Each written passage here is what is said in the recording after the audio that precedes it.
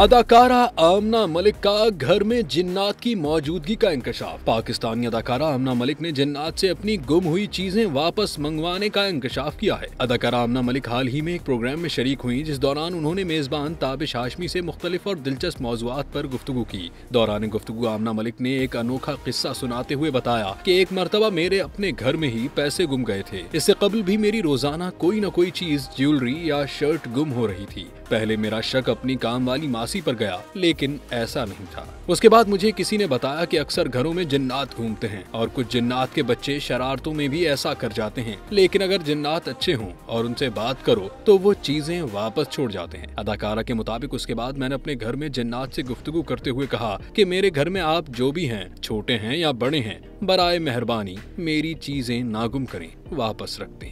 आमना मलिक ने बताया कि इस गुफ्तगू के बाद उसी शाम जो मेरे पैसे गुम हुए थे वो मुझे वापस मिल गए।